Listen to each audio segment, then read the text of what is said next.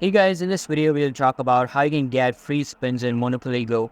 But before beginning, make sure to hit that subscribe button down below. It really helps me out. So first of all, open up the Monopoly Go application on your mobile device and make sure it's updated to its latest version. And after updating the app, just log in using your account and you will be redirected to the home page of Monopoly Go where the actual game is played.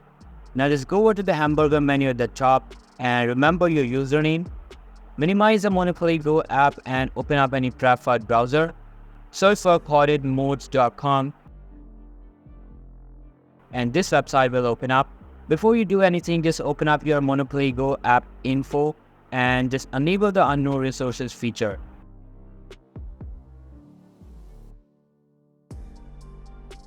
Now just come back to the browser, tap on Start Hack and type in your game username along with the device. You use the number of dice spins 1.